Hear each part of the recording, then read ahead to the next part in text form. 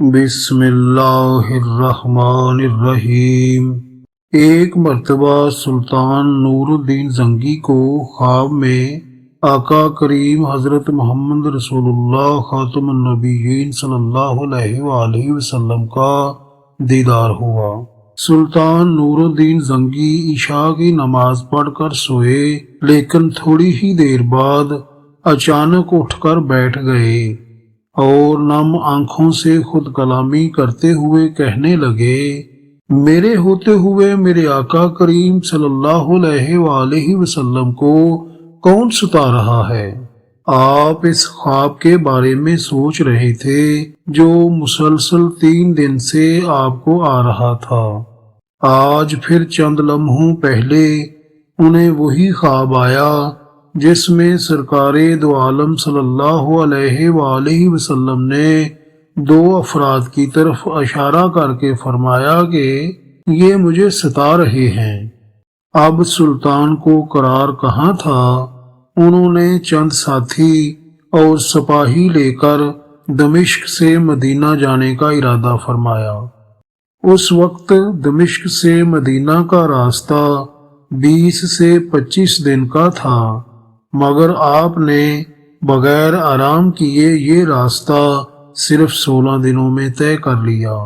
مدینہ پہنچ کر آپ نے مدینہ آنے اور جانے کے تمام راستے بند کروائے اور تمام خاص و عام کو اپنے ساتھ کھانے پر بلایا۔ اب لوگ آ رہے تھے اور جا رہے تھے، آپ ہر چہرہ دیکھتے مگر آپ کو وہ چہرے نظر نہ آئے جو آپ کو خواب میں دکھائے گئے تھے۔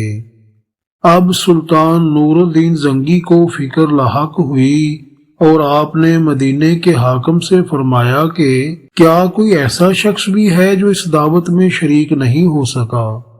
حاکم نے عرض کیا کہ مدینے میں رہنے والوں میں سے تو کوئی نہیں، مگر 2 مغربی زائرین ہیں جو روضہ رسول صلی اللہ علیہ وآلہ وسلم کے قریب ایک مکان میں رہتے ہیں۔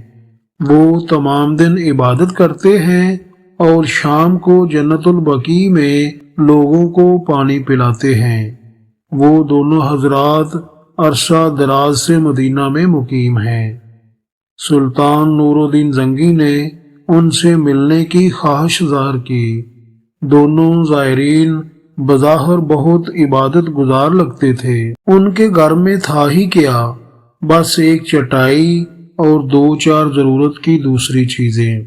جب سلطان نور الدین زنگی ان کے کمرے میں داخل ہوئے تو سلطان کو چٹائی کے نیچے کا فرش اچانک لرزتا ہوا محسوس ہوا۔ آپ نے چٹائی ہٹا کے دیکھا تو وہاں ایک سرنگ تھی۔ سلطان نے اپنے سپاہیوں کو سرنگ میں اترنے کا حکم دیا۔ سپاہی سرنگ میں داخل ہوئے تو انہوں نے واپس آ کر بتایا کہ یہ سرنگ نبی پاک صلی اللہ علیہ وآلہ وسلم کی قبر مبارک کی طرف جاتی ہے۔ یہ سن کر سلطان نور الدین زنگی کے چہرے پر غیظ و غضب کی کیفیت طاری ہو گئی۔ آپ نے ان دونوں زائرین سے پوچھا کہ سچ بتاؤ کہ تم کون ہو؟ کچھ دیر تک حیل و حجت کرنے کے بعد انہوں نے بتایا کہ وہ یہودی ہیں۔ وہ اپنے سربراہ کی طرف سے اللہ تعالیٰ کے آخری پیغمبر حضرت محمد رسول اللہ خاتم النبیین صلی اللہ علیہ وآلہ وسلم کے جسم اقدس کو چوری کرنے پر مامور کیے گئے ہیں۔ سلطان نور الدین زنگی یہ سن کر رونے لگے۔ آپ نے اسی وقت ان دونوں یہودیوں کی گردنیں اڑا دیں۔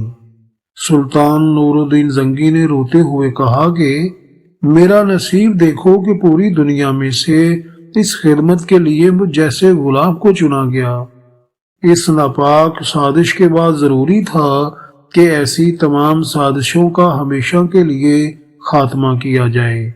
سلطان نور الدین زنگی نے ممار بلائے اور انہیں حکم دیا کہ نبی کریم صلی اللہ علیہ وآلہ وسلم کی قبر اقدس کے چاروں طرف اتنی گہری خندق کھودیں یہاں تک کہ پانی نکل آئے۔ سلطان کے حکم سے اس خندق میں پگھلا ہوا سیسا بھر دیا گیا اور روضہ رسول صلی اللہ علیہ وآلہ وسلم کو اللہ کے فضل سے ہمیشہ کے لیے محفوظ کر دیا گیا۔ زندگی کا سبق: یہودی کسی بھی دور میں اسلام اور آقا کریم حضرت محمد رسول اللہ خاتم النبیین صلی اللہ علیہ وآلہ وسلم کے وفادار نہیں رہے۔ دوسری بات یہ کہ جس انسان کو بھی آقا کریم حضرت محمد رسول اللہ خاتم النبیین صلی اللہ علیہ وآلہ وسلم کی زیارت خواب میں نصیب ہوتی ہے، وہ خود کو دنیا کا خوش قسمت ترین انسان سمجھے، کیونکہ اسے واقعی آپ صلی اللہ علیہ وآلہ وسلم کی ہی زیارت نصیب ہوئی ہے۔